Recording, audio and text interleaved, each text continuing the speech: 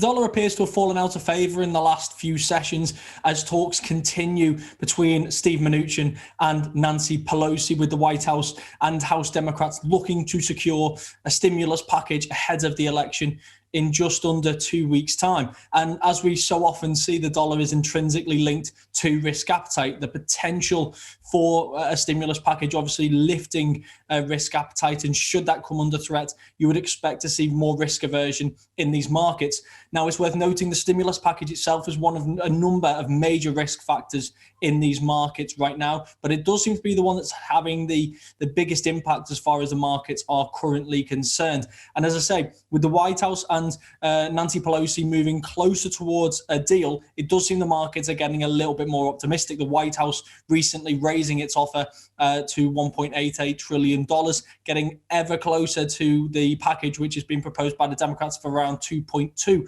trillion.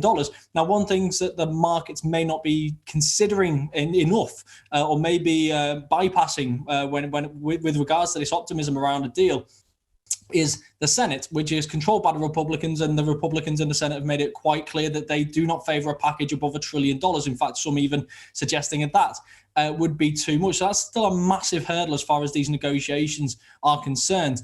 But the election itself does put a lot of pressure on these talks, and does mean we should know soon enough whether a package is going to be passed before November 3rd. But as I say, what we're seeing in the markets right now is more optimism, and that's hitting the dollar a little bit in these last few days. If we look at the euro against the US dollar, for example, we've risen back off those lows, moving into the 118.50 region. Now, this is a really interesting area. I wouldn't necessarily say it's a critical area, but it's certainly a very interesting area, because it's here that we hit the 5061.8 Fibonacci retracement zone from the peak in this currency pair to the more recent lows. And if we move through this level, that would suggest we've moved into more bullish territory, out of correction territory, and potentially suggesting that either a stimulus package has been agreed and passed, or that at least the markets are extremely optimistic, which does obviously bring with it increased downside risk. Now, there are other risk factors which I've alluded to, but you would expect that this stimulus package is going to be wrapped up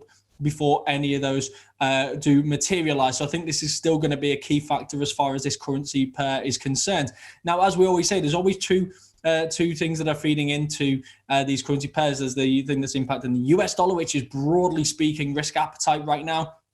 And there is the euro side as well. And one of the things which has dampened euro sentiment over the last few weeks has been the ECB. At the meeting, at the previous meeting, Christine Lagarde was keen to stress that they are not concerned about the currency, that they don't target monetary policy towards the currency. They did clarify those comments repeatedly since then, because they didn't want the markets taking a free run at 120. As they've repeatedly stressed, it's not necessarily the position of the currency itself that's a concern as far as monetary policy is concerned, but it is the pace at which it does depreciate or appreciate in this circumstance, which does create a problem as far as policymakers are concerned. They've been successful in slowing the ascent, but it seems that over the coming months, there is going to be a continued appreciation in the single currency. It's just a case of whether that's going to take off now, or whether it's maybe going to be a few weeks to a month before we start to see that pick up a little bit of steam to the upside. But it does seem that momentum is growing at this point in time because of the changes that we're seeing in risk appetite. I do think risk appetite is going to improve at the end of the year, which will weigh on the US dollar. It's all a question of timing, whether that's going to be now. And I think whether that's now will ultimately depend on whether a stimulus package in the US can be passed ahead of this election campaign.